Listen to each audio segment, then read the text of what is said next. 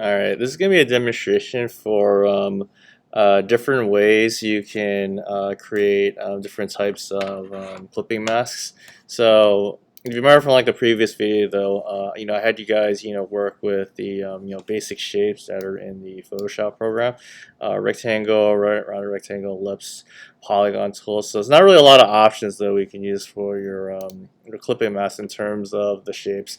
But basically, this video is going to show you like all the or a couple of different ways on how you can create clipping masks um, using a couple of different tools in Photoshop. So one option, which most of you probably go in this pathway, is you can actually use the brush tool. And I'm just going to create a new layer on here.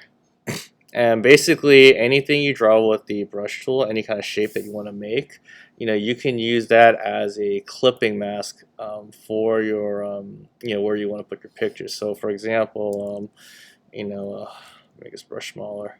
So, I'm using the tablet here, but if I wanted to, let's just say draw a smiley face. So, I'm just going to draw a circle here. I'm going to erase 2 dots for the eyes. Like a smiley as the mouth. Obviously taking a little bit more time with my drawing though, but this red shape though that I made here, that's gonna be basically where you can put your pictures in. So you can do Command T as in turtle, resize your image. Actually, I'm gonna make it a little bit smaller.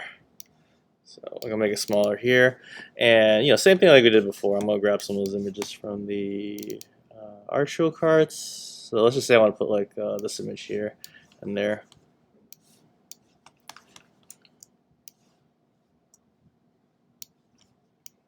So if I do right click on it, create clipping mask. I can use that to put my picture in there. I can move it around. Oops. I'm gonna resize it in there. Okay, but there's a lot of different ways you can create clipping masks. You can actually just like draw the pictures out. Another option too is if you want to use the brush tool as well, and you use some custom brushes. So you do have an option of using custom brushes. So my suggestion for the custom brushes is I would just go to Windows, click on Brush Settings, and this will give you a better idea of how those brushes will look. Not brush settings, but click on brushes. It's kind of hard to see like the brushes here though, but let me see. I'm actually gonna give you some brushes to play around with. I'm gonna use this like splatter brushes right here.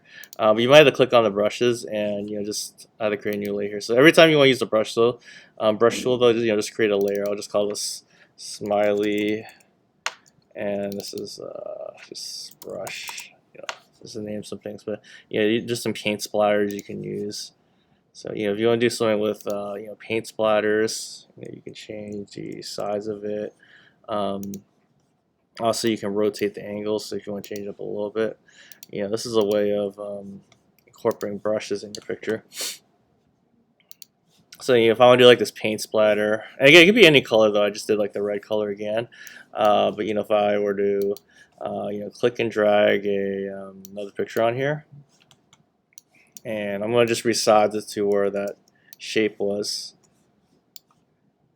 Then one thing that's new about Photoshop though is if you actually click and drag it now, it's going to just keep it the same ratio. The only difference now is you hold shift, it's going to stretch and skew it though. I actually kind of like that change because it's not really a lot of instances where you actually stretch and skew the picture. I'm going to overlap it on this, right click, and then create clipping mask. So now it's within that area that we're working with. So I can move this around. Oops. I'll move that around. This around here. So this is like one of those cases where you're gonna have to click on this auto select to not make sure to click on your image and clipping mask. But I do want to move like the picture around. All right. Actually, if you want to move them together, there's a way we can group them together. Alright, that's something we'll talk about later though, is grouping the pictures, but just in the meantime though, if you want to move them both together, just hold the shift key and just make sure to highlight both of those images, and you should be able to move it around. You want to play around with the designs a little bit. So that's with the brushes, and then the last two things I want to show you guys is you can also do it with words or letters. So let's just say like I want to do a big letter D, and just to show you, you can do it with like any color. As you can do it with any color literally. Okay, so we got my D there. I'm just gonna make it bigger. Oops. Still not used to that. I don't have to hold shift anymore for that. And it can literally be a clipping mask though. So I'm just use this as D here.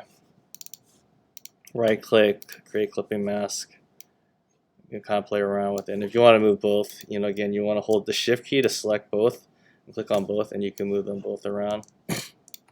Alright, but like the second part though, I want you to play around with like the brushes. You can do letters. Also, if you want to like cut out images too, you can do that as well.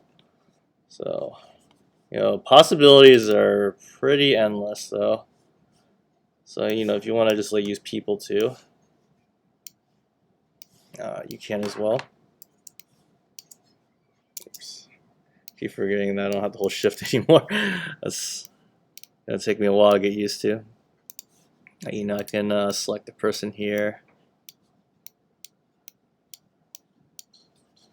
Deselect this part.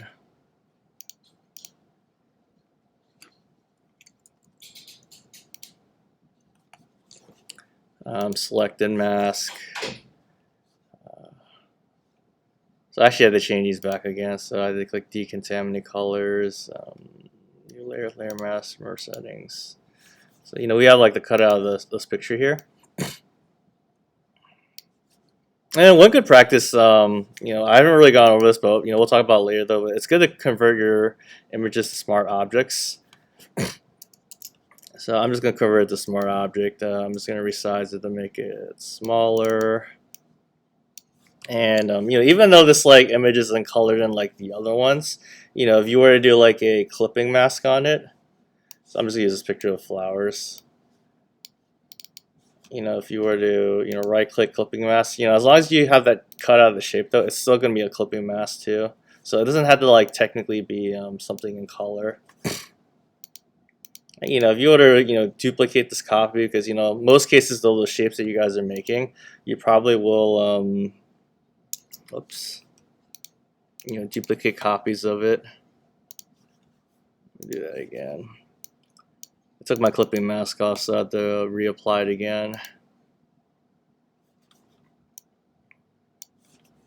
I made a copy of this one here, so if I want to make like multiple copies of the same shape, you have that option too. So you just have to literally use like everything that we've learned before. And you can add like clipping masks to all these things. This is like an image I used for the warm-up. But you get the idea though. Create clipping mask. Alright.